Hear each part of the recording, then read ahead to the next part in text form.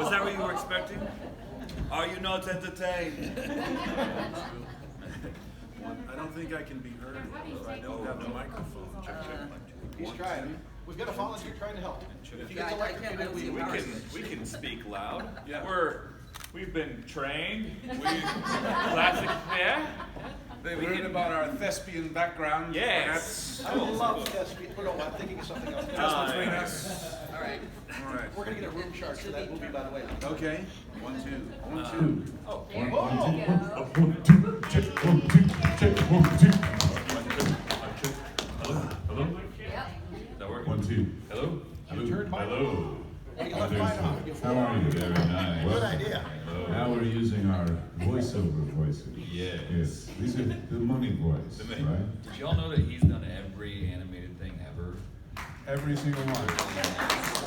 You look up type in every animated project, and he's been. I've been in a few, but you've been in all the good ones. So there's a difference. You get paid more than I do for the good ones that you do, and I do all the rest. But you do My Hero Academia? I've done a little of that. Dragon Ball. Dragon Ball, yeah, that's the one that I. Very yeah. good. Yeah. So who do we have in here that are sort of who would consider themselves kind of a crossover fan between, like, let's say anime voiceover and like Walking Dead? We have a few of those. Those are always interesting fans, right? Because you know you don't always expect you know, someone who's like a hardcore Walking Dead fan. At least from my standpoint, I'm always surprised when someone comes up and they're like, "Oh, but I loved you in that thing from like ADP Films in like 1989." I'm like, "Wow, I didn't even remember I was in that."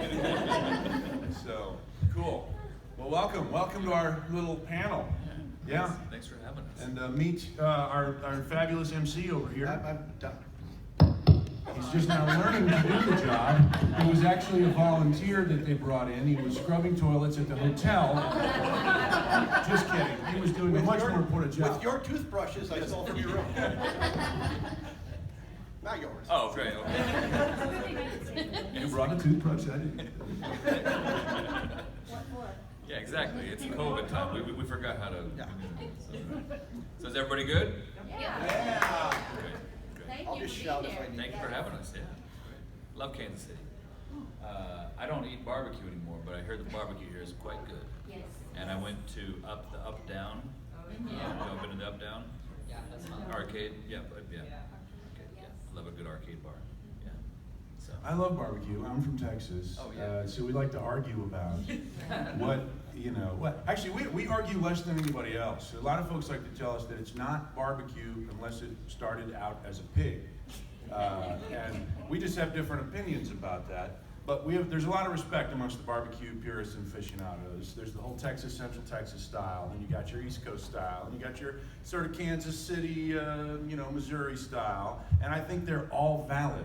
I mean, I think they're all, you know, beautiful approaches to basically roasting meats on an open flame or with smoke. So I dig it. I dig it. But you don't eat it anymore. I don't. Yeah, you kind of backed off from all meat. Yeah, I got diagnosed with Hodgkin. I'm going deep here, real quick. Okay, wow. I got diagnosed with early onset Hodgkin's like 15 years Wow. ago, Wow. and the doctor said I should not eat meat anymore, which was a damn shame because I loved meat. But yeah. So how's that impacting the way you feel, just in general? Did you feel an improvement in terms of your health? Yeah, I lost a bunch of weight and I lost a bunch of hair because animal protein stays in your body way longer than vegetable protein, and so that was a bit of an adjustment. I was looking pretty not so great, and then you find supplements and find ways to bounce back, and the cancer's good. It's in awesome. It's turned into like a self. Well, don't be a zombie, Ben. Yeah. Anyway, we didn't come here to talk about meat. We were talking about other things. I'm sure. Yeah, We'll have meat later, don't worry. Yeah, great. Yeah. We actually came to talk about you. Yeah. Let's get deep here. Which one of you is an alcoholic? This is interesting. It's my second show back since COVID, of course. I went to Raleigh 2 months ago, and that was a blast. But it's fun to get back into this because we used to do these things all the time, and I miss it crazy.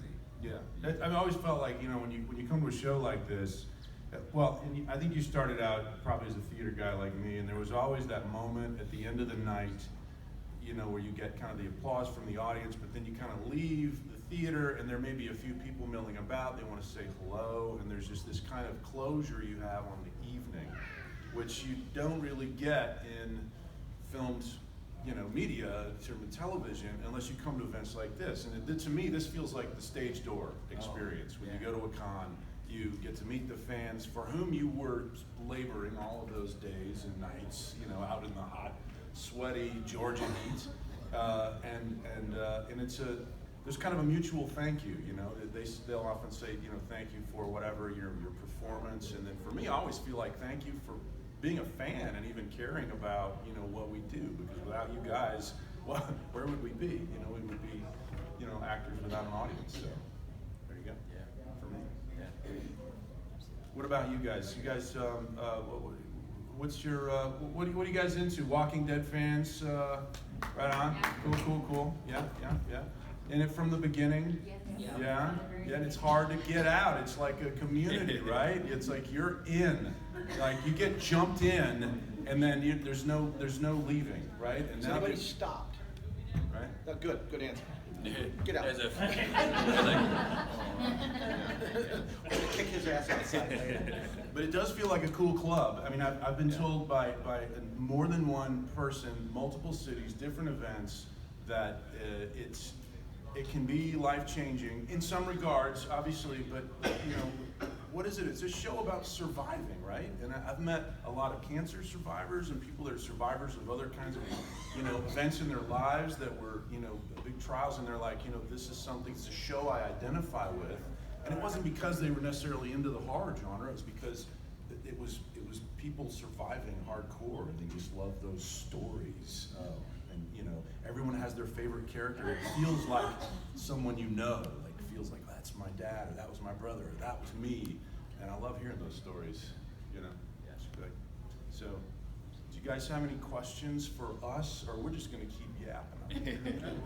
You don't want to hear me yap. You've got to play Satan now. And so many different actors have their different ways of doing it. How did you approach that?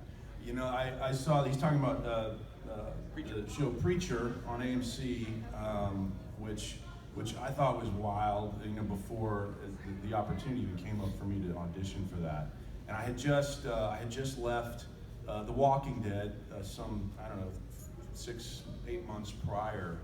And I got the call to audition for this, and I saw the script and I loved it. I loved the sides. It was like, okay, this is an alternative. I was not terribly familiar with the comic book, so I wasn't sure about the vibe, but to me it felt like a guy right out of like Glengarry Glen Ross. Like he's like, you know, middle manager at a car dealership, you know, kind of organizing, you know, he just had this vibe, kind of like The Office, you know, he would fit right in. And so that was just kind of the approach I took. I let the costume build do all that work, but I didn't want my performance to be just kind of stock. I'm playing Satan, you know, it was more like there's a commercial now, I don't know, it's for like car insurance, which I swear they stole from Preacher, because it's the same vibe. It's like a Satan character, but he's like selling insurance in an office, and but you know, that was the vibe that we had with that. It really seemed to work. I think I wanted insurance from him. Yeah, right, more than a few years. I didn't know you played Satan until yesterday when I saw it. I don't know. Truly, like I was looking at the banner, I was like, wait, what? And I just didn't know. Yeah. And you immediately reminded me of Tim Curry's Satan, Yeah. or Mephisto, or whatever, from Legend. Yeah. And I loved Legend so much. Was your voice, because like Tim Curry has the most delicious voice of all time. Yeah. Did you sort of indulge like that? Not at all. I went in the opposite direction. What'd you I do? made him as real, just as kind of a real guy as possible. You know, okay, guys, we've got the things to meet. We've got, you know, deadlines here. I need to get this thing done. And the funny thing, I felt like what the great was that it contrasted so well with the face and with the, you know, with the build. Yeah, it just worked. It just worked. But it was, you know, it's like you have an opportunity very early on to kind of like make a choice, particularly when you're auditioning for something, and it's like there's sort of two things. It's what do I want to do as an actor? What appeals to me? What jumps out at me about the script, you know, that I'm reading? What's the voice that I hear? But then there's also this game that we tend to sometimes play, which is, what is the producer looking for? What's the casting director looking for? And there's this tension, right? Because sometimes you might feel like, well, they're looking for X, but I really feel Y. So if I can throw them Y, and they'll either be pleasantly surprised, or they'll just be like, no, that's not it. And but I don't know, with this one, I felt like there was, in the dialogue, there was enough of a clue about the fact that they had a sense of humor about this character. They were not looking for Tim Curry, and, you know, in that regard. So I just played, and I think sometimes my best auditions, I don't know about you, are just when you feel like, I don't necessarily know what you're looking for, but I'm going to play and have fun, and then just let the chips fall where they may. So. But you know, you mentioned, you asked me what he sounded like, and I'm curious what you think about this as well, because I feel like when I audition for something, I hear a voice, and I'm not necessarily, I mean, there's sometimes when we do something and we're asked to audition for something and we feel like, well, it's just, they're looking for me, right? They're looking for how I'm talking right now. But my instinct is always like, well, what does this guy actually sound like? And how can I adapt? And as a guy who does voices not only for a living, but also does impressions, I'm wondering how much that impacts kind of your approach is kind of like getting away from your own voice and finding the character voice. So Harrison Ford said years ago, like, he starts with the shoes. Like, whenever Harrison Ford's playing a character, he has to talk to the costume designer first. He's like, okay, well, what kind of shoes am I wearing? Are they boots? Or they sneakers? What am I wearing here? You know, and I don't know. Is he this guy? Is he this guy? No, I think he's a penny loafer guy. This guy's a penny loafer guy, you know, and he'll say he starts from the shoes up, and I always reverse it from the voice backwards. So I have, like with Aaron, I wanted to do like this really like southern accent, like I really wanted to lay it on thick, and Scott Gimple, our showrunner back then, was like, yeah, no. He's like, oh, okay, cool. But we kind of settled on this very, you know, calm, diplomatic voice, which I was cool with. But yeah, I definitely got to start with a voice first. That's always how I reverse engineer characters. And then when you did Red Skull for Avengers, did you pattern it after Hugo? Yeah, Okay. so, you know, Hugo, I'm not sure the details exactly what happened there. He was approached, and I think it was just a scheduling conflict or something, and they were getting towards the end of production. This was like November of 2017. We had just finished shooting season 8. 7 or 8. That's about right. And I had just flown back to LA. I'd auditioned for it like weeks prior, and I thought it was just gonna be a straight voice match. And I got off the plane in LA. My manager called me. She's like, "Hey, are you still in Georgia?" I'm like, "No, I just landed in Los Angeles. We're done for the season." She's like, "We need you on the next flight back." What? Well, oh man. The glamorous Hollywood life. Yeah, I was like, cool. So I turned the Lyft driver to drive me right back to the airport, got on the next flight, and the next day I was working, and you know, I got there and met the Russo brothers in this big sound stage, and it's just like, what? And I was gonna do a straight voice match from what Hugo did, because that's what I thought they wanted. And then the directors were like, you know, this guy's 84 years older than when we last saw him in the first Avenger, and he's broken. He's just a very humbled man. He's humbled with infinite intelligence, but infinite pain at the same time. And we need that to come through. So I think it was, Anthony was like, make him sound like a broken Yoda mixed with Red Skull. And I was like, oh, okay.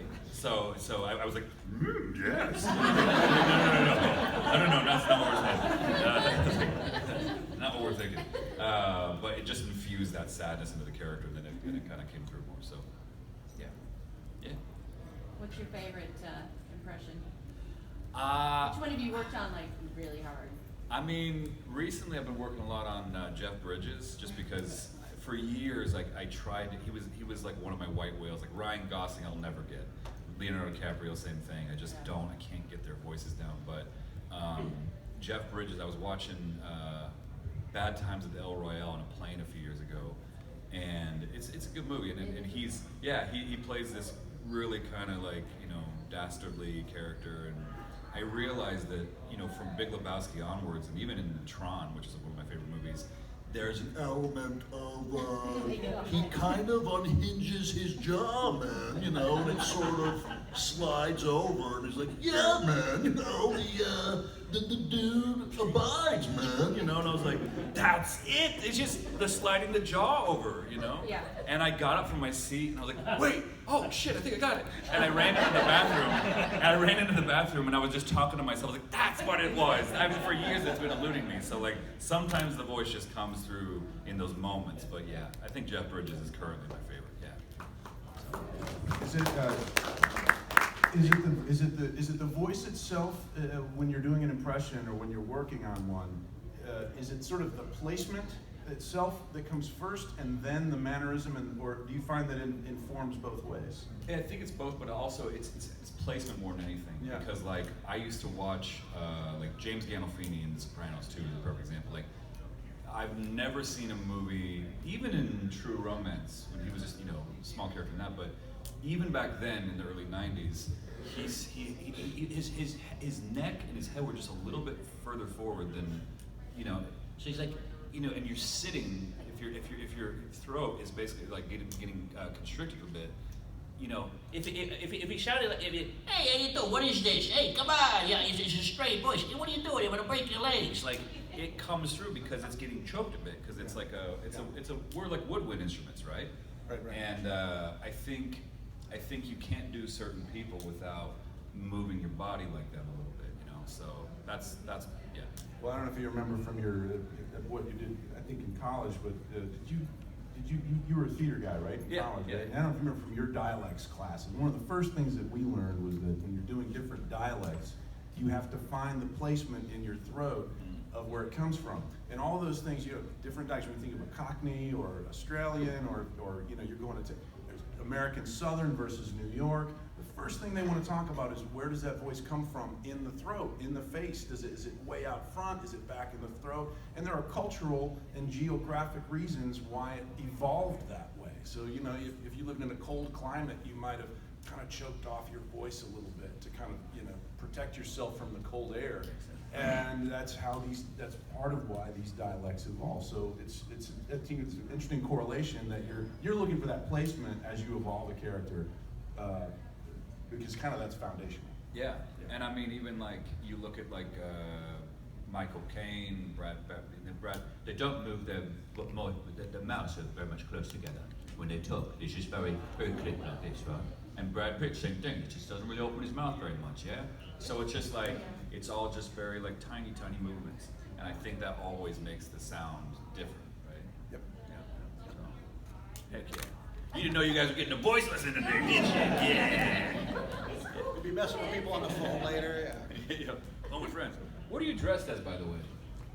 I'm bringing it on. Oh, nice! Oh, cool. I just saw it on the TV at a bar last week. Yeah, It's that's awesome. been brought. It's been brought. Yeah. I was thinking you could also swing into like the you know, the Nirvana "Smells Like Teen Spirit" video. That would be appropriate as well. Although I don't know what the colors were, the palette on that. Yeah. Yeah, that was a good movie. That was a really good movie, actually. Yeah. I don't know. Any? What else you got?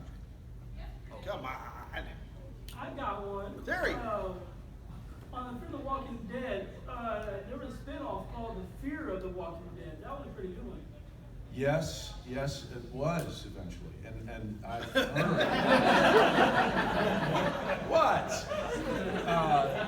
No, come on. It's not like they completely changed the cast and the writing and the location of the show. I mean, no, you're right. I think I agree. And actually, we have friends on the show now that are doing terrific work. So, you know, I think it's a great time to be a Walking Dead fan because you've just got a feast of material that's coming out. You can kind of dive into that world, right?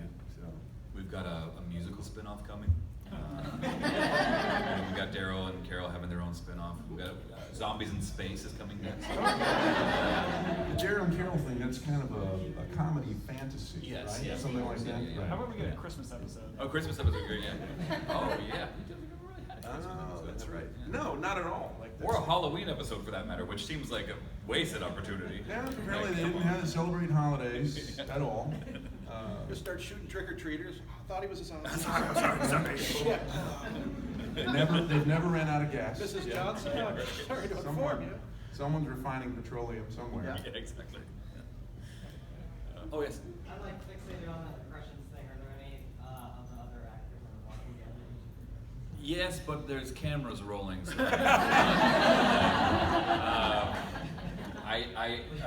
No, they're mostly very good sports about it. I've done Andy for years. I mean, I did it. So I was a fan of the show before I got on it, and like I remember like with friends when we would watch The Walking Dead together, like I would kind of like do a little Rick, like, hey, we got to go forward to go back. You got to like it's, you know, and I like love Andy, but like you know, there's something that happens subconsciously when you work with people long enough, where you start emulating their voice, like, oh shit, I gotta stop doing that.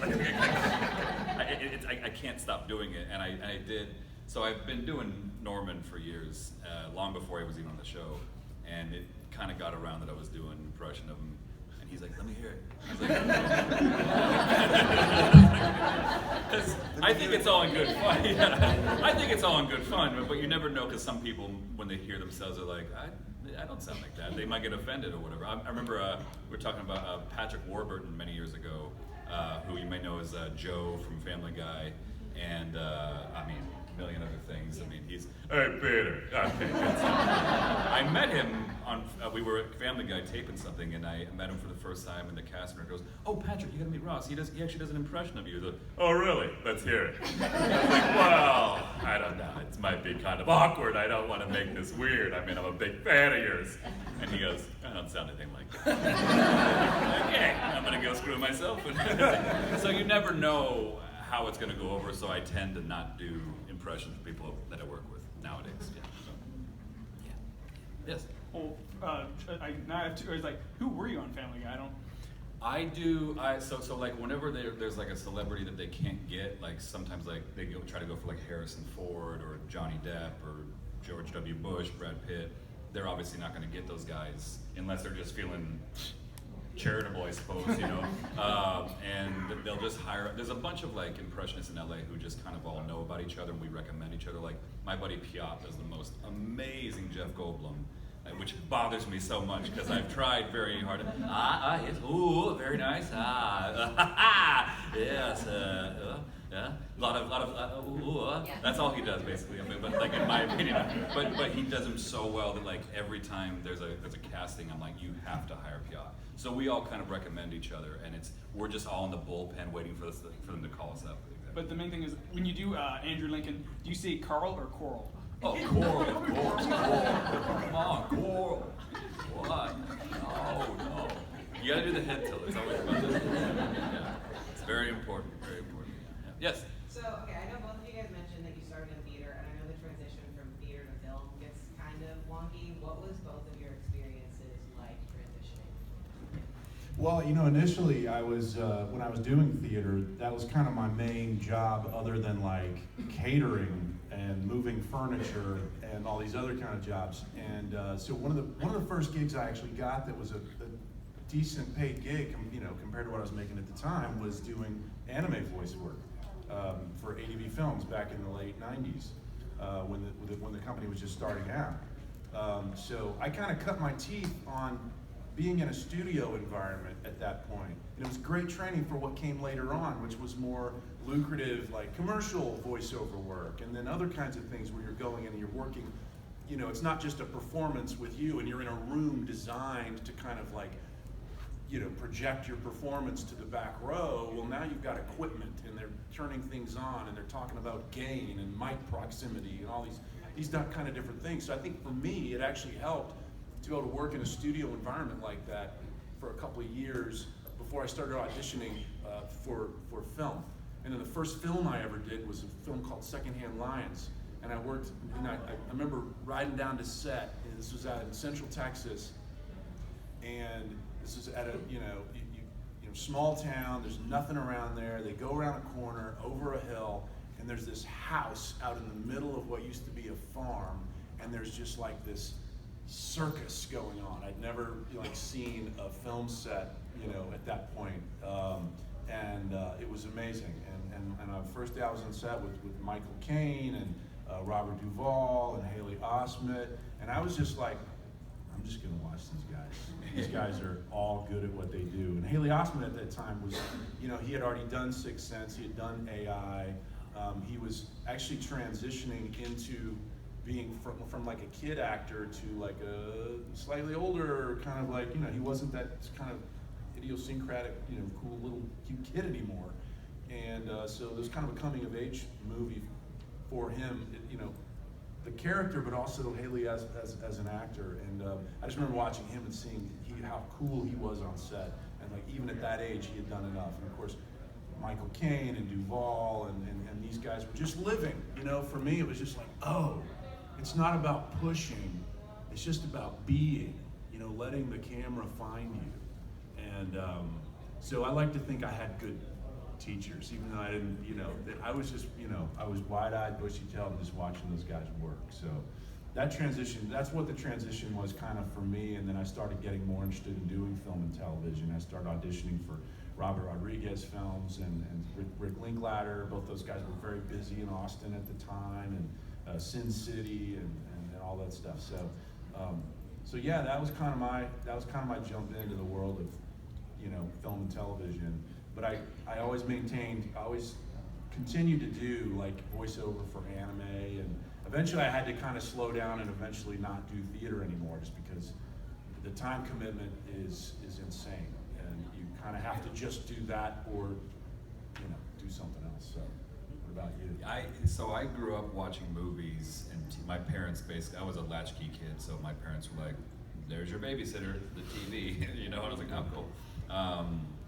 Which is why I talk to myself a lot, and probably, you know. So I always grew up just kind of idolizing film and TV, like that's what I knew, like this is what I want to do. But there's no, I'm from Colorado, and like, there's no like film and TV acting academies there. At least there weren't back when I was growing up. So your options were, if you wanted to learn how to act, you just go into theater school. And I got great training there, but I always knew I wanted to go into film and TV, because like, you know, if you're acting on a stage like this, we can tell you, oh, we're in Verona, Italy. Isn't this beautiful? Wow. And you as an audience have to go on that journey, and we have to ask you to use your imagination, versus actually going to Italy or using a blue screen or whatever and like showing you, oh man, we're really in Verona, this is amazing. And I always liked that about film and TV, and I think that it's a really collaborative process, like he's saying, like it's a very blue collar profession. You're sitting around a lot, everyone's kind of working together. Like the actual time we're on screen, maybe 5 or 10% of our day, honestly. Most of the time we're just kind of sitting around, we're rehearsing stuff, trying to get it all done, you know, everything, and guys are moving around lights and whatnot, but like it's a lot of sitting around and waiting, versus theater, which is like we're just acting constantly, we're just, you know, moving through the space. And the only time I felt like there was a bit of a crossover between those two worlds was on Avengers, because when you're wearing the motion capture suit, and you've done mocap, Mm-hmm. it's the wildest thing, because once you're in this suit, which feels like a glorified wetsuit, with these diodes all over you that like have computer readouts that read you through space, so they can give you a real-time 3D model of what you look like as you're walking through the set, and then you have a head camera right here that straps to your head. So like you are the camera and you are everything. Like you're basically like, you don't need to worry about looking at this camera or whatever, because you're giving all the information to the computer that they need. And that felt like theater again, which was kind of a cool crossover. It's like, oh, I want to do more mocap, where you can be this 2 foot or 2 inch tall creature, or you could be a 500 pound, like whatever it is. Like you can be whatever you want in motion capture, and I just love that. So that's, yeah, theater, yeah. There's a crossover. You know what I'm saying? There's a crossover there. Yeah. Come on, man. Yeah. Has there ever been a performance in a movie or a show that either of you seen? I would have loved to have done that. I would have loved to have a shot at that part, or put my spin on it. I liked Gary Oldman in True Romance, personally. But like also, it can't be improved upon, you know? Like sometimes you see these performances, like Christian Bale in The Machinist. Jeez, I mean, Christian Bale in just about everything, honestly. My heroes have always been older, like generationally, and so guys I'm looking up to, like from early on. I mentioned Robert Duvall, but like Jack Lemmon for me. The Apartment? Yes. Gene Hackman. Just like, for whatever reason, just for me, always look. So in some ways, I feel like I'm still aging into kind of, Tommy Lee Jones, this kind of stuff. I don't know, for whatever reason, those are the performances that appeal to me. There's just such a raw kind of weariness, a world weariness, and a wisdom. And at 28, 38 years of age, I was just too young for those. But now I'm getting into that territory, so we'll see. Yeah. I'm curious on the voice acting when you do the dubbing. Lord Beerus is one of my all-time favorite characters in anything. Well, thank you very much. Did you bring me some pudding? Wait, what character is this? Beerus, the Destroyer from Dragon Ball. Dragon Ball Super, yeah. When you go into something like that, because I know, like, typically, no offense, I'm usually a sub person. Oh, I'm so offended. I know. Ah. But the voices are so different sometimes. Right. Do you watch the original to gauge the character, or just go straight off the script and do your own thing? Yeah, I mean, the great thing about anime is that we have the benefit of a kind of a finished episodes. So we actually have what's there on the screen. And so a lot of what we're trying to do is fill the contours of that character. If it's a character like Beerus, who has 1,000 facial expressions and is a very well conceived character from a script standpoint, you have a lot to work with. Sometimes you're working with a character that is just stone-faced, and for whatever reason, and so that's the parameter that you have to work with. You want it to be interesting, and because you want to have fun, performing the role, but you also have to kind of stay consistent with the show, and so those are the kind of parameters that you have to work with. But as far as listening to the Japanese voice actors, sometimes it's helpful just as a guide on something if you're not sure about how a moment is intended to be played or understood. But I generally don't use that as a guide. Most of us don't, because then you get into kind of an imitation situation. And really, I think the great value in having an English voice cast is that you're opening up the world of that show to an English language audience. And so you're part of the localization that happens. And so, what worked well for a Japanese audience might not land at all for an English language audience. So we don't obsess over those details. But sometimes you do find that there is just kind of a kismet between the two performers. You're like, oh yeah, I can see how those two guys, are both doing that role. Have you ever seen us dubbed in other countries? You mean the live action No, show? Walking Dead. I haven't, yeah. I was in Germany a few years ago, and because they do some subtitles, but like most of it's dubbed in other countries, and I sounded like a German Mickey Mouse. And I was like, what the? I sounded like that. Why are they doing me like that? It was so weird. It was bizarre. But all of us, even like the rig that they have. I went to Brazil, and they were like, it was just so different than how you in your head see these characters. So yeah. But to your point, it's cool to see how other actors, perform you, I suppose. I guess. Yeah. Interpret a character. Yeah. Well, let's do one more here, and then we'll get them back. What would you say is the starkest difference between having Scott Gimple as the showrunner and Angela Kang? I do. I couldn't tell you much because I was killed off under Gimple's regime. So I'm sure Angela's fabulous. And that's all I have to say about that. I will say, no, there's a but. I feel like, in fairness, before you answer that, I will say, Scott called me personally, as he does, and he was very gracious. And I had a long leash on the show, so I wasn't upset or bitter about it. It wasn't as if I didn't see it coming. But I don't know. I remember Angela was a writer on the show, actually, though, before that. So since like season 2. Yeah. So it's not like Angela was brought in or something, to take over something. I mean, that she wasn't already intimately involved with. So, yeah. Yeah, and people tend to forget there was we had Frank, Glenn.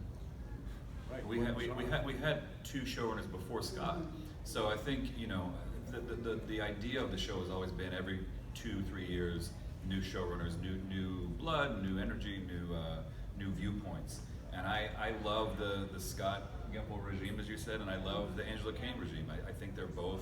I think every era of the show. That's why I think the show is so great, is because Frank Darabont's show is vastly different than Glenn Bizzara's. Glenn Bizzara is vastly different than Scott's, and so on and so forth. And I love what Angela's doing with the show.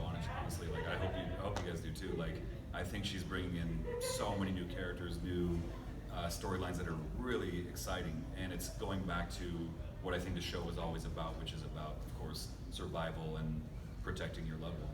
So That must be odd to have your boss call you and tell you you're dead. Well, it's going to happen one day, so it's almost like, when is that call going to happen? that's an interesting question. It's like, would you guys want to know, like, if God could call you and say, hey, by the way, next week you're going to die, would you want to know? No. You wouldn't? I would totally want to know. Are you kidding me? I totally want to know. Because then you get to, I'd be like, I'm quitting my job right now. I'm going to Tahiti. Like, what? You wouldn't want to know? You could get that rack of ribs. Yeah, exactly. You know, the meat I want. Yeah, exactly. But see, we should all be living our lives as if it could be. Oh, come on. That's all malarkey. Malarkey. Yes, in the green. Oh, Green? Could be, maybe not. I was wondering, how much of your role of Creed, because a lot of his lines are very interesting. I wonder if did you get to play around with any of them? A little bit, but it was really well scripted from the start. I mean, when they conceived of Creed, he's talking about the Borderlands, the character in Borderlands, the Psycho. I'm trying to think who was in charge at that time, but they had a very kind of specific idea about how they wanted that character to evolve, and so we just got in the studio and we were just riffing on stuff, and they had a lot of stuff on paper, and then there would be new ideas that would come up, and it was just like, how outrageous can we get? How ridiculous? How non sequitur can we make these lines? And of course, the transition, the contrast between that character and the sane Creed, the sane, guy who's just like the real thing. Can you believe I'm having to, that was all part of the psychiatric makeup of that character. So, if your question is kind of, was there a lot of improv? There was a little improv, but I would say it was built around this kind of like very kind of deep well of imagination about what that character would be. So, I think that's all we have time for, isn't it? Get these guys back in. Thank you guys. You guys have been awesome. Thank you, guys. So I think we're doing photo ops next door. So at least I am. I think, are you as well? Yes. Are we doing? So come see us. Yeah.